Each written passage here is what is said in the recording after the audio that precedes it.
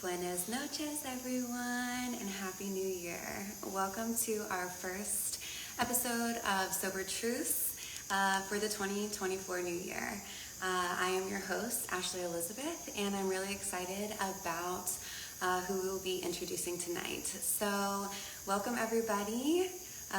For those of you who are tuning in, would love to hear where you're tuning in from. I am here located in Costa Rica. I would love to hear where everybody's tuning in from around the world. And often I ask people how long you've been sober for, but I would really love to hear what are your New Year's resolutions? What's something that you're looking forward to this year? So feel free to start dropping it in the chat box below. And tonight what we're going to do is we're going to be interviewing Tom. We're going to be bringing him on. And Tom is actually celebrating 12 years of sobriety. And so I want everybody to give him a big congratulations when he comes on. So I'm going to bring him in now.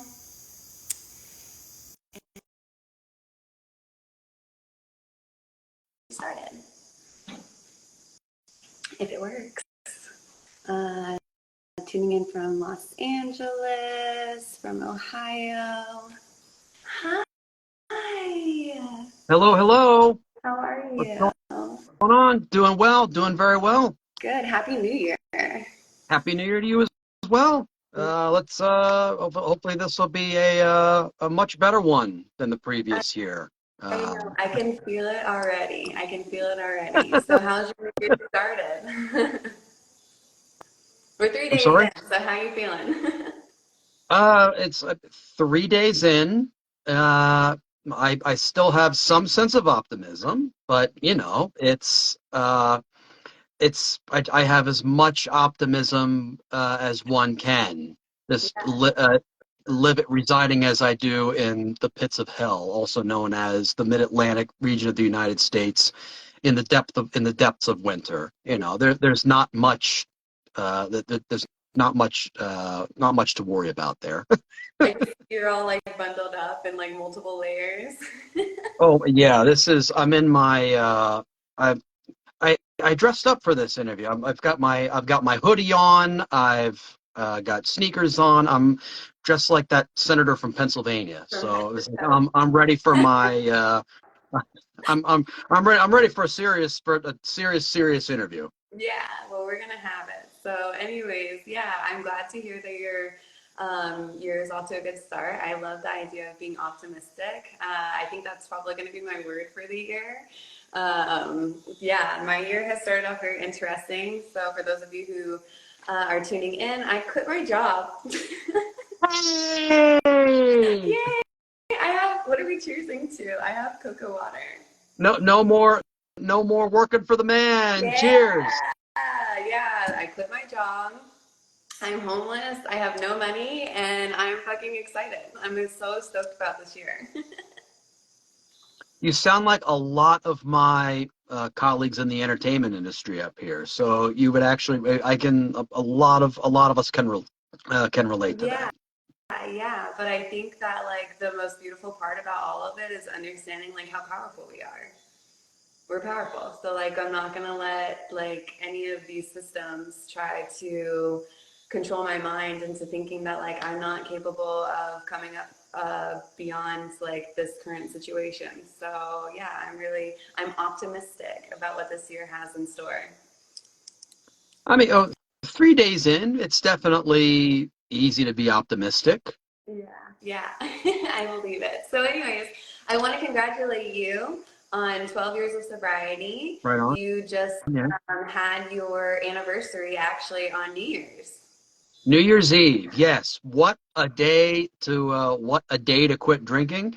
And it was interesting because my first full day of sobriety, which is December 31st, 2011, I suddenly remembered that I had accepted an invitation to go to a friend's birthday party, and it was at a place called the Green Turtle, which in Maryland is a very popular chain of sports bars. So that was a very interesting level of definitely a lot of temptation that was there for that for that particular day. And then the later on that year, I was visiting a relative of mine down in Georgia, and we went out to a Mexican restaurant, and they ordered a whole pitcher of margaritas. So that was sitting there, just sort of staring at me in the face, and I was just like, no, no, not today, not today. So it's one day at a time, they say, and just one refusal at a time, basically, is how I went about it. Absolutely. I think that, now that I'm monitoring the page on the back end, I think I'm looking at a lot of the comments, and people see obviously what we're posting online are like really large accomplishments, a lot of long durations of time where people have been sober. But I think that the most important thing, which you're highlighting, is that it's one day. One day is all that matters, right? And Hmm. it's those opportunities where you can choose yourself versus choosing the substance, right? Like that's really where all the congratulations is. It's not in necessarily the 3 years or the 12 years. It's like in that one moment that you chose yourself over you chose the substance. Yeah, and I've done shows because I'm also a stand-up comedian, and so I've traveled the road and performed in many places where there's a lot of temptation uh, to do some serious imbibing, often at requests or even demands of audience members. And like I'll have had people come up to me after the show because I'll talk about my sobriety in my act.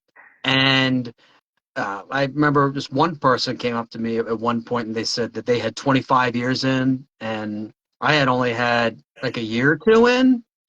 And like that was just amazing because that means this person had to have quit, while I was in like elementary school.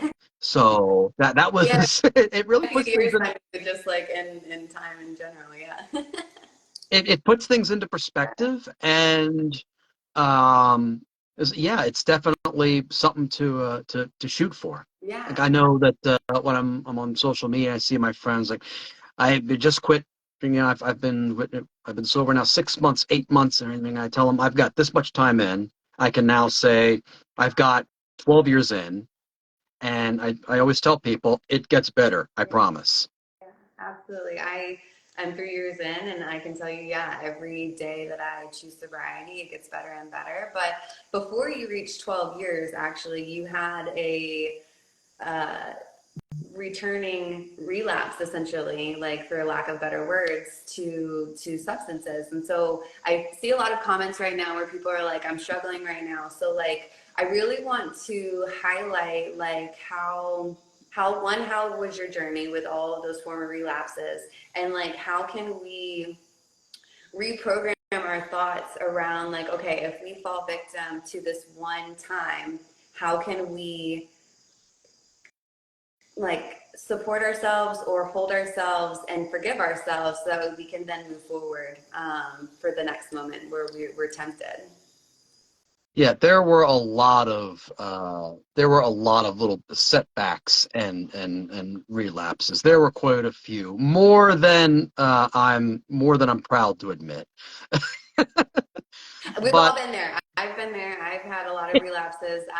Not with alcohol. I was also a cocaine addict, and so I've had wow.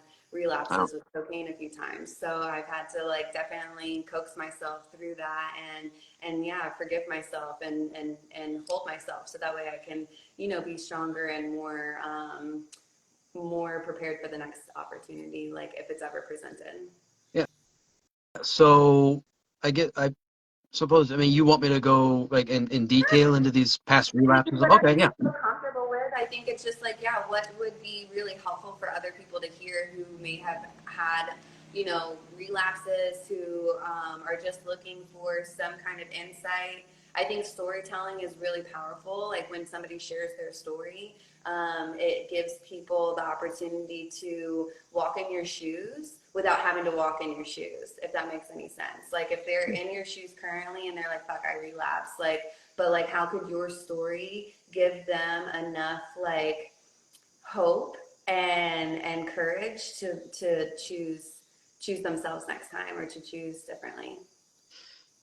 Well, I started drinking around think I was like 17, 18, 19. I don't quite remember exactly when because my my brain's messed up as it is, and alcohol kind of messed it up even more. So We're all there. it was at family. It was at a family gathering, and uh, my first foray into alcohol was, I think, it was Scotch. There was some 18-year-old Scotch, 21-year-old Scotch, which, like in moderation, is actually it's actually quite enjoyable. And I got the taste of that, and I just started going mad just with various drinks. This beer and whiskey were my two drinks of choice. And I was dating this woman at the time who insisted that I quit because she didn't like the way I was when had quit. So I quit. It was before Labor Day weekend. I was 22 years old. And a few days later, I was with my family, again, all of whom drinking is strongly encouraged, if not for the celebratory aspect, at least for the social aspect of it. And I slipped. It was like 3 days after I promised her, okay, I'll stop.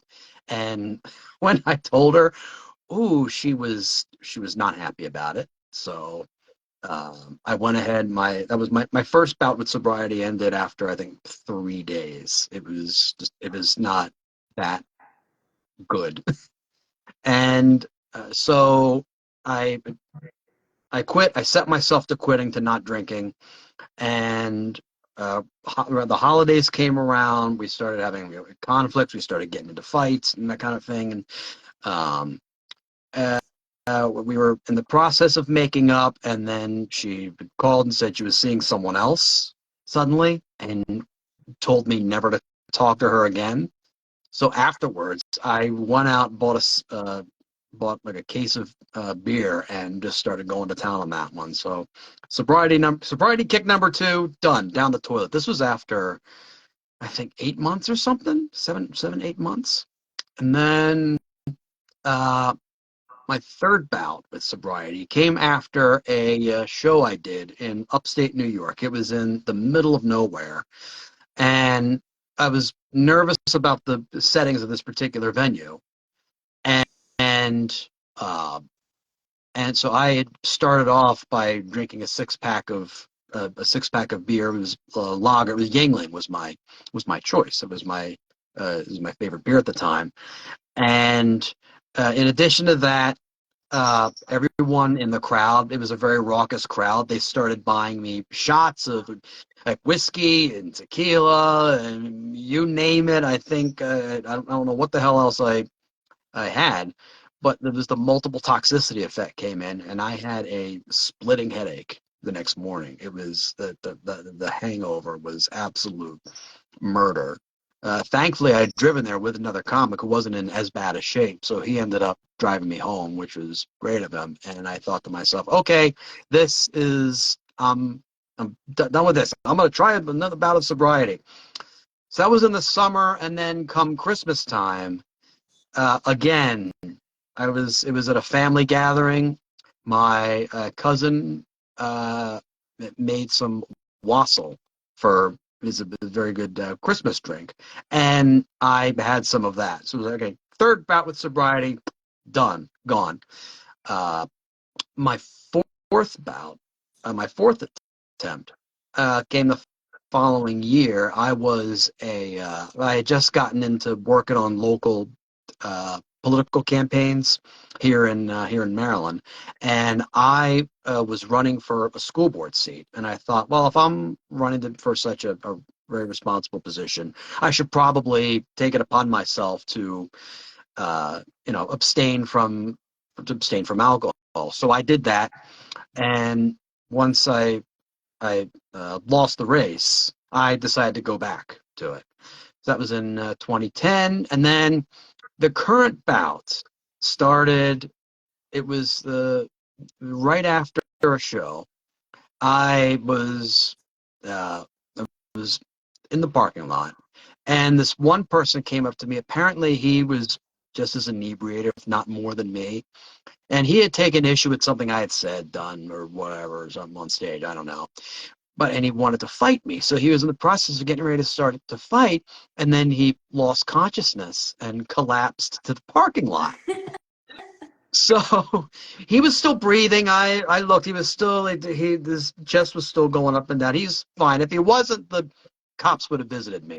I'm sure. And I just looked down and I thought, okay, this is probably a good time to leave the venue. And so I said my goodbyes and I left. Woke up the next morning, felt like crap.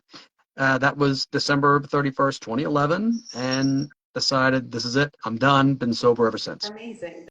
That would definitely, yeah, I like that turning point right there. Like seeing somebody else in like their most vulnerable state gives you, it's like a mirror, right? It's a mirror into who you don't want to be. Well, it was who I didn't want to be, and it was what I didn't want to be, which was a bloody pulp in the parking lot of this club. So it was, I that's pretty good A hundred motivation. percent, 100%. I definitely know that like my turning point was giving me an opportunity to like, yeah, reflect at like what was being mirrored back to me, you know, like in my reality. And it was like all of the trouble that was like basically like I was surrounded with, you know, I was like, is this really what I want for myself? And I was like, the honest truth was no, I didn't. And so what did I need to choose differently? And that was like the things that I was partaking in, right? And that was my moment of, yeah, my reclaiming my power and saying like, I want better for my life. And what does that mean? That means that I need to change my actions to then reflect what it is that I actually want to be mirrored back to me. So that's a bloody mess in the Yeah. parking lot. Can I just address one thing real quick? Someone asked, "What is that? A beer you're drinking?" Nope. This is a caffeine. This is a soda. This is caffeine free. It's soda. I haven't slipped up. Not on a sobriety interview. Right, cans are a little bit deceiving, right? Cans Right. are a little bit Yep. deceiving. Or glasses also, like a glass of something. If it's Absolutely. just water, I like what could that be? Is that really water in there? Yeah, I had a girlfriend. She bought me because I live in Costa Rica, and so we bring people gifts like when we go back to the States to do border runs. And when my girlfriends came back with like these really cute like margarita glasses, like they're plastic. It was super cheap from like the dollar store or something. And I was like, I would put fruit cocktail in it, you know, like I would fill it up with fruit. So it was like I still got to enjoy like the fun part of like being in that element without having to like fully submerge myself in the element, you know, like Oh, if my that makes sense. thing when I'm out and about is I'll drink tonic water with a lime Yeah, because no one has to know that no one has to know that it isn't booze. exactly. I definitely know that like mocktails are a way to like help curb that because when you're in a social environment, you want to you want to fit in, right? Like so that's the whole point where we're out, right? Is to like feel included.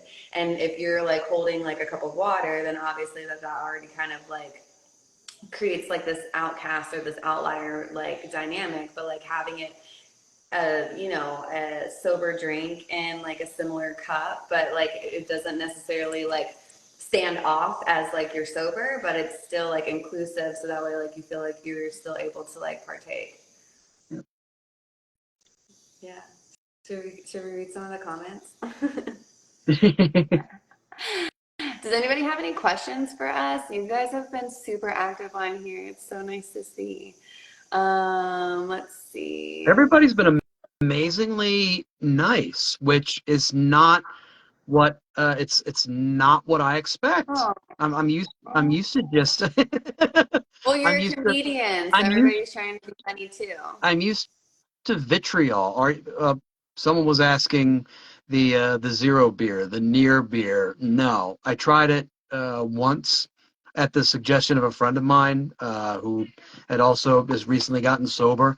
I tried it, decided I didn't like it, and I thought, why did I drink this crap? And I thought, oh, that's right, because it had alcohol in it. That's why I did. Yeah. That's why I did that. Yeah. So Let's see. I think some people were asking like about weed. I definitely want to like address like sobriety.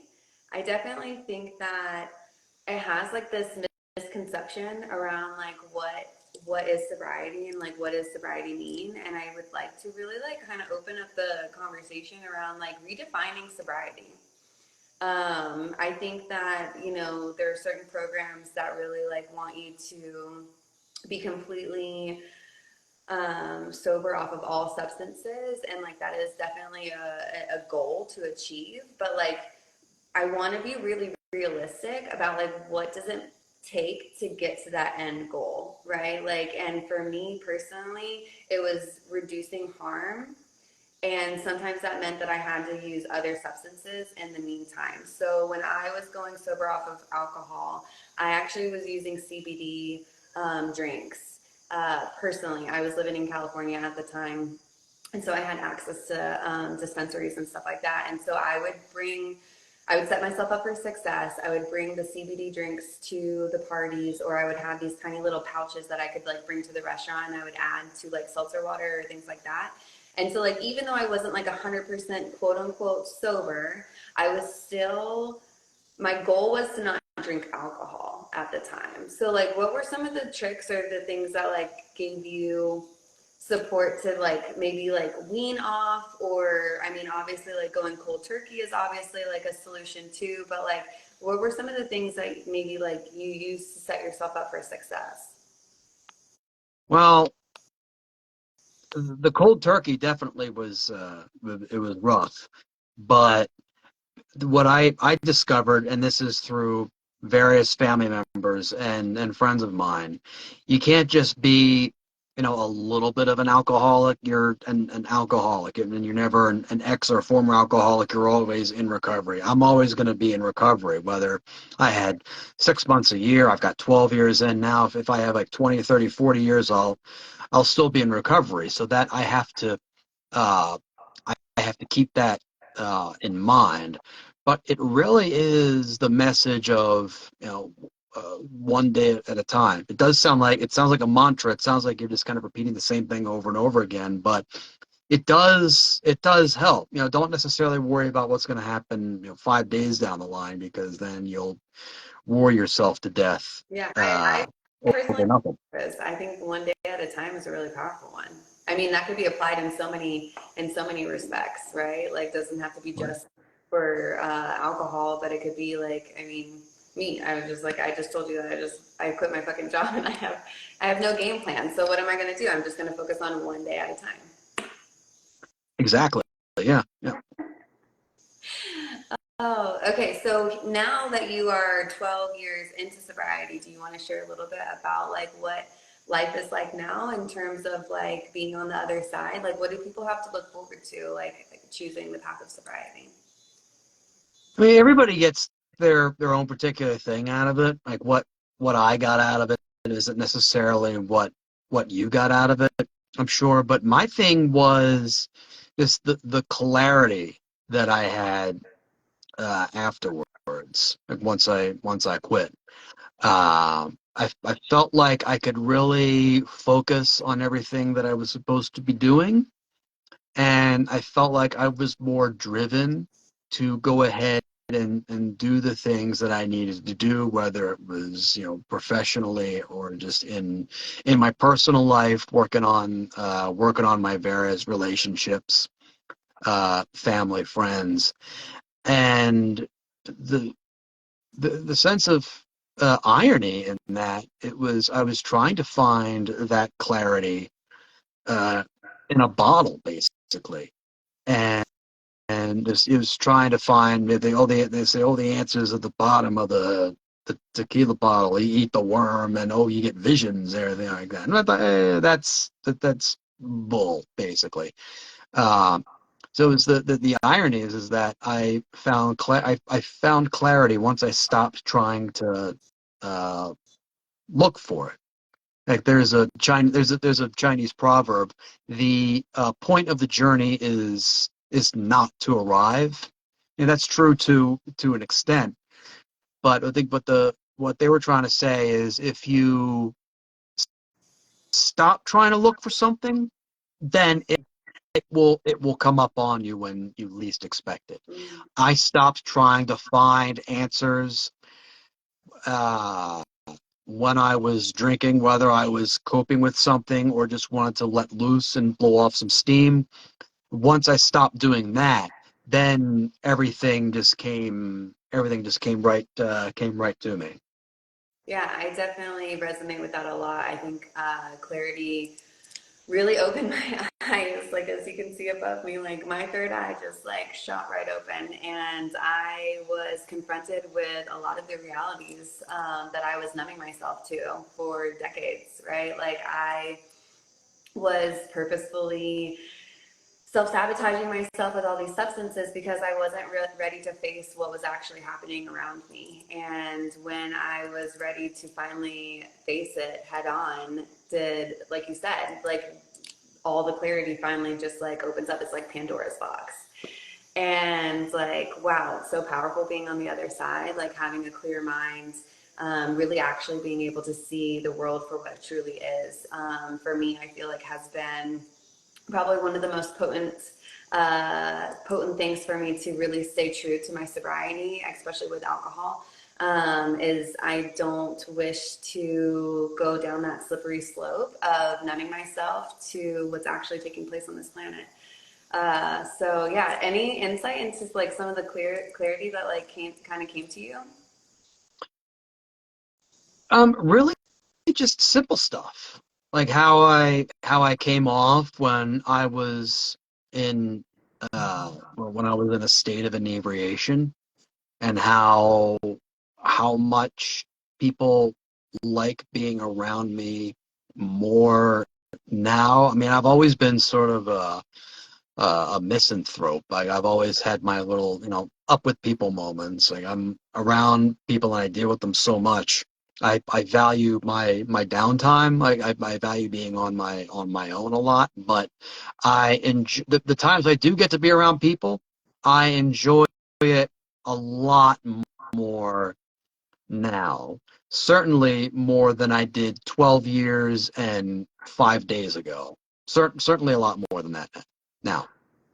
Absolutely. I definitely feel that there is misconception around using alcohol to make you more social. And I do agree with you. I found myself to be much more comfortable being around people actually when I'm sober. I find that like sometimes the substances actually made me more anxious. So it was like this twisted thought in my head that I was like, okay, I'm going to use these substances to make me feel more comfortable. But like in retrospect, now that I'm sober, I'm like, actually, I'm much more comfortable not being on the substances. So for those of you who are tuning in, I took a vow of, I was living in California and I was California sober. So what that means was as I got rid of the alcohol and the cocaine, but I was still heavily utilizing cannabis as a means to wean myself off. And so kind of like what I was saying earlier about sobriety and like what does sobriety mean? To me, that means harm reduction. So what can you do to set yourself up for success so that way you don't use the substances that harm you the most? And so for the last 3 years, because I've been 3 years sober, I was heavily using cannabis. On October 13th, I had taken a vow that I wanted to level up my sobriety game, and I decided to stop smoking cannabis because I was actually misusing it. I was misusing her. I was, yeah, super addicted to her. I would wake up in the morning, I would smoke as soon as I woke up. I mean, all day all I would do was think about smoking weed. I was super productive, but at the same time, like it was really like impairing me from being able to thrive at my most optimal ability. And so I took a vow on October 13th that I wasn't going to smoke cannabis.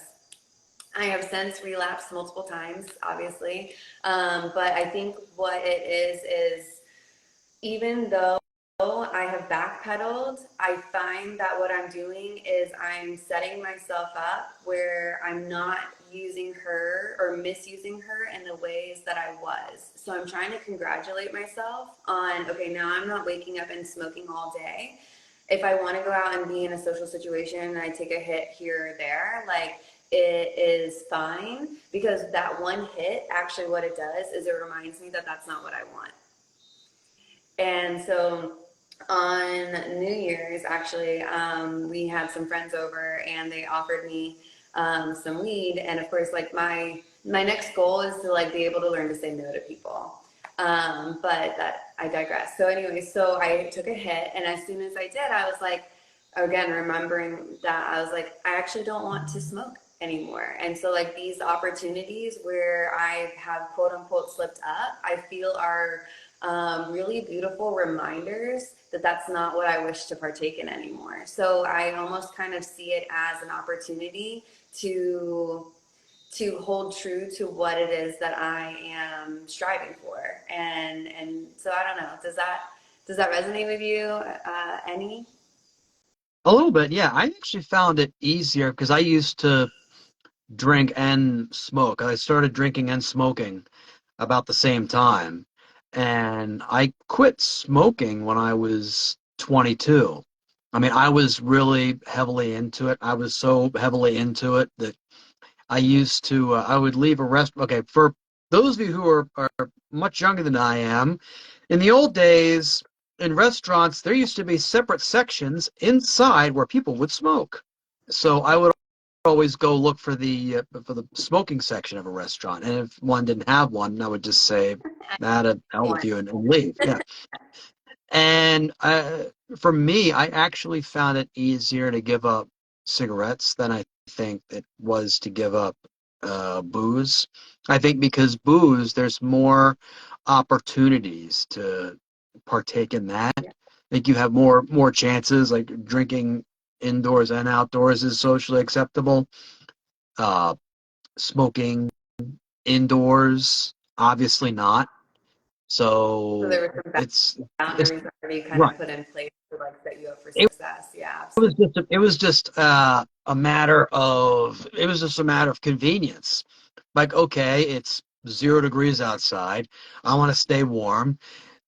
Do I want a cigarette, or do I want a beer and a shot of whiskey? I'll go for the beer and whiskey, Mm. just because I'm inside, and nobody will look at me like I'm a horrible person, more than they already do. But no one will look at me like no one will judge me if I just sit here and drink. That was my rationale. Yeah. No, absolutely. I think that there are so many opportunities where alcohol is just heavily like accepted in our society, right? Like you have Thirsty Thursday and Sunday Fun Day, and then you have birthday parties and weddings, and then of course we just celebrated Christmas and New Year's and like all of these Hey, today holidays. ended in a Y. Whee! Yeah, Yeah. right. And so it's just so much embedded in our culture. And so I can see like how challenging. I mean, I was there, like I felt it, like the pressure of always, not so much as the pressure, but like the desire to want to partake in it, because again, it was just so natural, like so much embedded into like our day to day. And so how do you kind of navigate that now? How do I navigate what again? Staying sober. Oh, um, well, again, everybody has their own techniques, but I motivate just from watching uh, friends and family members go through their struggles themselves. One of the things I learned was that when you when you relapse, you never pick up where you left off. You always pick up as if you'd never quit. Mm. So let's say I were to like go out tomorrow and relapse. I would not drink at the level I was in December of 2011. I would drink as if I had never stopped, because it's not just, you don't just flatline when you stop. You're always going up, even when you're not. The level of alcohol your body needs to be able to cope, it always goes up, even if you're not even if you're not taking it. So, the realization that if I relapsed, I would probably just self-destruct to the point where no one would probably see me for a week or 2 weeks. That to me is how I think, okay, do I want to stay on the path I am now? Or do I want to take this? No, I'm staying on the path I am now. That's pretty much how I navigate. Yeah, absolutely. I definitely want to highlight, like, if for some reason like we relapse, like how can we really hold ourselves and have compassion for ourselves, because it's going to happen. It may happen. I mean, it may not happen, and kudos to you, but if it does happen, how can we really nurture ourselves and forgive ourselves so that way we can continue on one day at a time, like post that, right? Like, because it's, you slip up, right? But do we want to continue to self-sabotage ourselves because of that one minor relapse? Or do we want to honor that moment in time and be like, okay, this was a setback in this one moment, but it doesn't have to be a setback indefinitely, right? And so for me, I've really been working on like my own personal healing and focusing on forgiveness. I had to forgive a lot of the individuals who I would say, quote unquote, led me to drink. But then I also, after I come to the conclusion that like I was the one that was responsible for putting the alcohol in my body, for abusing this body, and not honoring the temple that I've been gifted, then my healing has to be with like finding forgiveness within myself. And so, yeah, I think it's really important for people to start having more compassion for themselves, right? Like when I was hurting, I thought that using substances was a way to make me feel better. But really, at the end of the day, it was actually like hurting me more. And so, how can we set ourselves up for success? Like, how can we create better coping mechanisms like when we are hurting, right? Like what can we do that can actually help us and hold us and feel better rather than making us feel worse? So do you have any like coping strategies that like maybe that you found, like if there are moments where you've been triggered or you've been upset, like instead of turning to alcohol, like what are some of the things that maybe you found have been really helpful for you? Well, me personally, I just go into my DMs who's written the most hateful things, and I just fire back at them. For me, that's like my little punching bag. But no, um, no, I mean, I'll pop on like an episode of an old TV show or an old movie, something that makes me laugh, or uh, I just put myself in a level where I'm forced to I'm forced to enjoy something, basically. It's because otherwise I'm just going to drive myself into a deeper and deeper funk. Right. And once I do that, then I lose the motivation to do just anything, basically. Yeah, absolutely. I definitely think that like finding things that can switch your attention away from like the original ritual. I like to call them rituals. So the original ritual was for you to probably pop a beer or to pour a glass of whiskey, but instead you found a new ritual that really supported you, and whether that's bashing people on social media or watching good comedy online, like to each their own, right? It's Right. everybody's here on their own personal journey.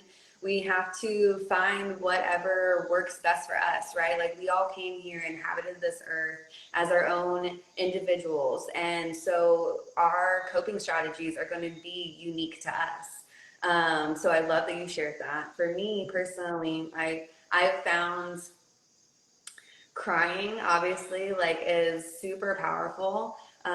Growing up, I wasn't allowed to cry. And I was conditioned to think that being strong and being powerful meant that I had to fight back my tears. And to be honest with you, I think that that's probably one of the biggest lies that we've been fed. I personally think that crying gives us an opportunity to release the emotions out of our body, instead of keeping them stored within. I found that one time when I was triggered and I started weeping and crying like really uncontrollably, I was here in Costa Rica, and I felt this calling to go outside.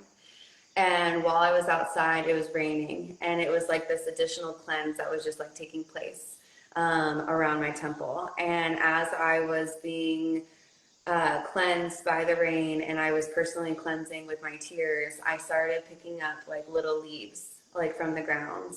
And then I ended up making what would then turn into like a really beautiful earth altar. And so what I did was I strategically placed all of the little leaves like around this into like this big symmetrical like beautiful art piece essentially, and it was almost like an ode to what it was that I was experiencing. And for me, like I said, like before I had rituals, when I was triggered, I was a huge cocaine addict, and I would take the cocaine out and I would chop it up with both of my credit cards and I would lay them out in strategic lines. And I had a tiny little aluminum straw. He had a name, and his name was Little Boy Blue. And it was like I had this like real unhealthy relationship with him, you know. And it was in that moment, I thought I was addicted to the substance. But what I've come to the conclusion of now that I'm on the other side is that I was addicted to the ritual. I was addicted to the entire process from start to finish. It wasn't just me putting the substance in my body. It was that entire ritual that I had basically went from start to finish. And so now that I'm on the other side of sobriety, or that I'm navigating sobriety, I should say, Yeah. I found other ways of creating really beautiful rituals that gift me the opportunity to really go through this like emotional purge and this process that I'm in a more healthy and harmless way. So I don't know. That's how I'm navigating. And I know something else I do. I'm also a public address announcer at a youth baseball complex up near where I live. So, like I don't do color commentary or play by play. I do it's like what Bob Shepard used to do at Yankee Stadium.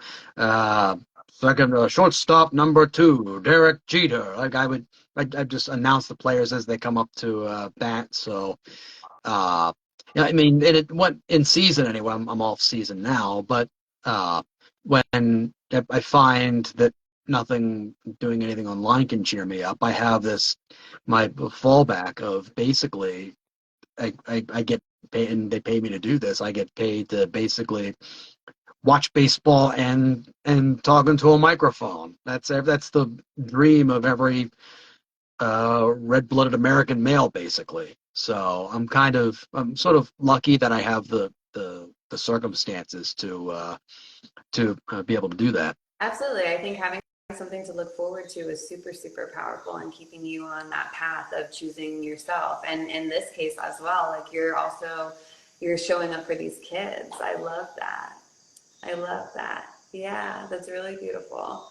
Um, do you have anything that you wish to maybe share with people in terms of like if they were to choose sobriety now, like what are some, I don't know, like what's like one takeaway that like you can leave people with if they were going to be choosing the path of sobriety?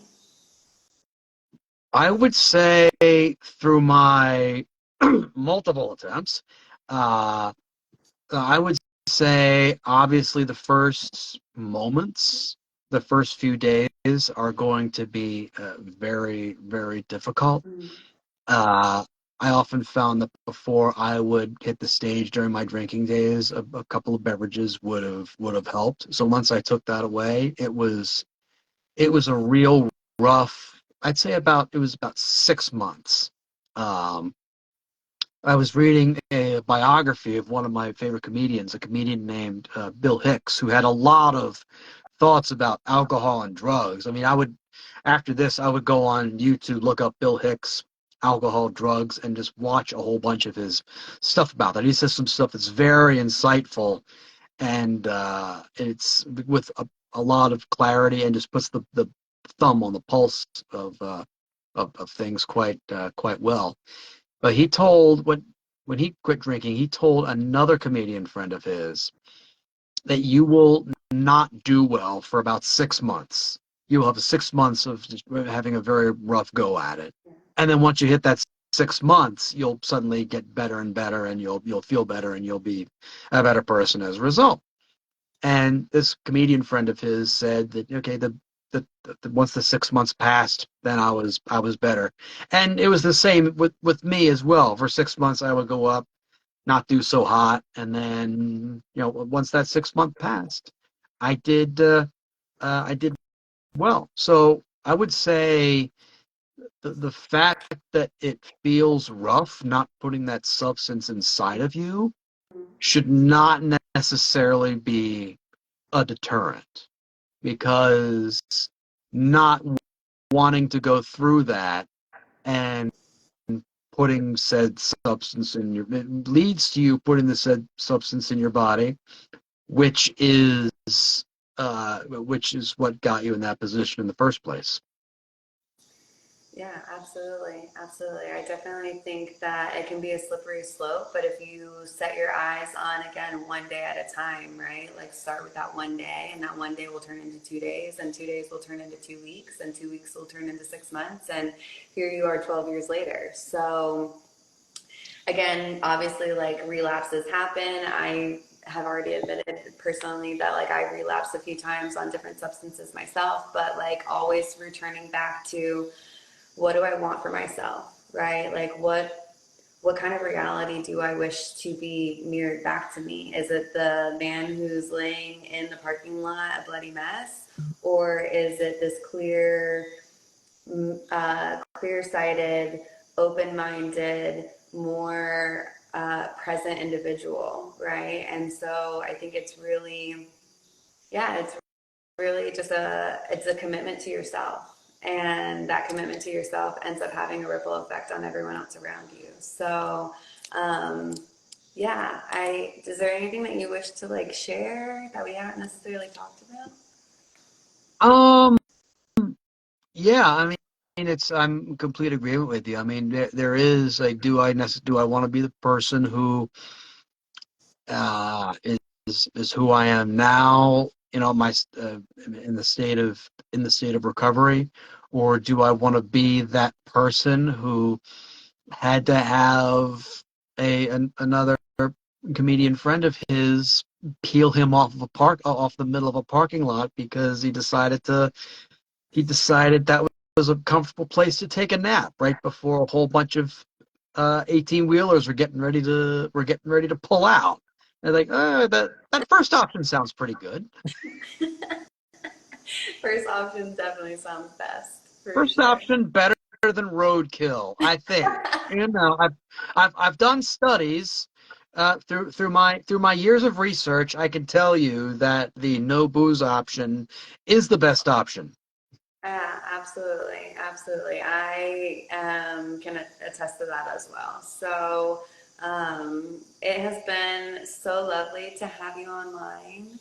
Um, Yes, on this Wednesday, January 3rd, what is for me day 4,387 of sobriety. So I keep little notes in my everybody uh, in my that's so my proud planner. of that right now for Tom. 4,000 days. That's incredible. Yeah, one day at a time has now turned into 4,000 plus days.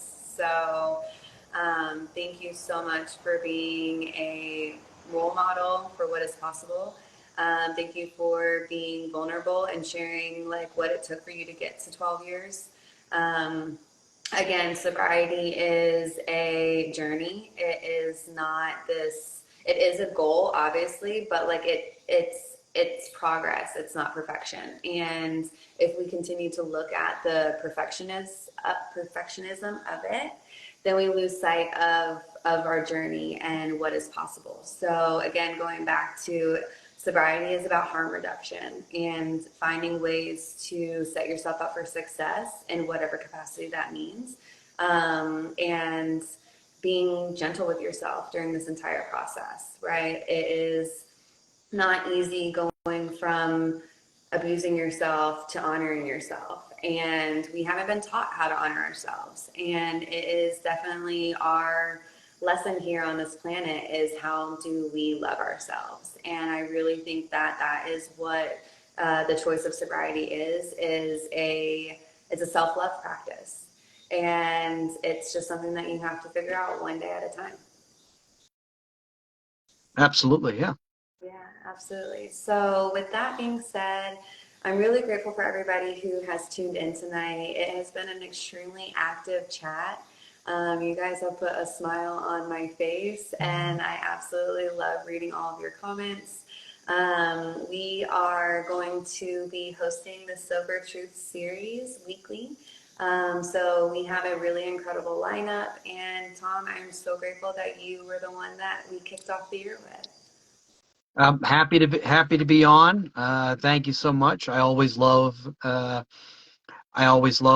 on and coming on to things like this, and I always love sharing my wisdom about this particular topic with people. Absolutely. Again, like the whole reason why I started this online series is because I find that storytelling is probably one of the most powerful tools that we have. We often don't sit around a circle table anymore and share stories like they used to, or sit around a fire and share stories like we used to. The intention around stories is for us to learn from one another. And I truly believe that my story can help other people. And I know that your story can help other people, and it can deter people from having to learn the same lessons that we've learned. And so I'm really grateful for you being vulnerable and sharing your story and sharing your lessons. And I really hope that everyone who's watching this now and will be watching this later, that you have found some tokens of insight that will help you and carry you through this new year. So I think with that being said, I just want to say thank you so much for coming on and yeah, kicking off the year with us. Thank you for having me on, and I especially want to thank. I can kind of tell who's here to see Me me, too. and I want to thank them for behaving themselves quite nicely. They've all been good little boys and girls. I swear they're nice. You know, once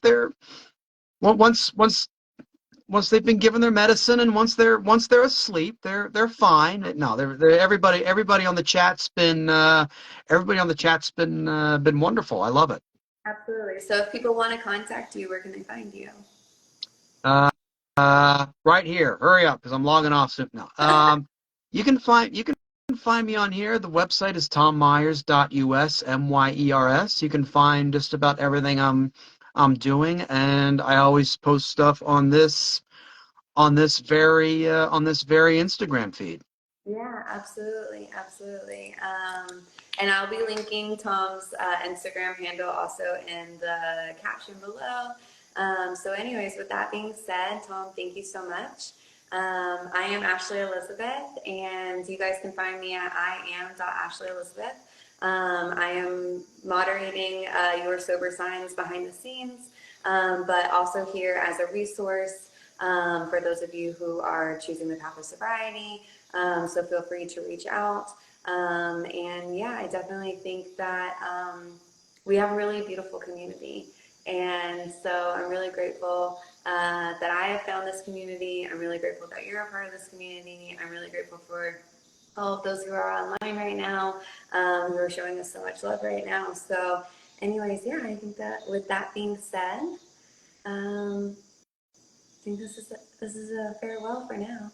Yeah, wherever you're watching, good morning, good afternoon, good night. I think we covered everything. Yes, everyone. Okay, awesome. Well, stay warm. Ugh, yeah, I'm gonna put another layer on right I hope you now. take It's your sneakers off in the time, two in and the meantime. a half, 2.5 more months until spring. Yeah, yeah. Well, I'll shine some light that way. So, anyways, okay. Well, buenas noches, everyone. Thank you for tuning in, and we'll see you next week on another episode of Sober Truths. So, thanks, Tom. Bye bye. Peace out. Lots of love, everyone.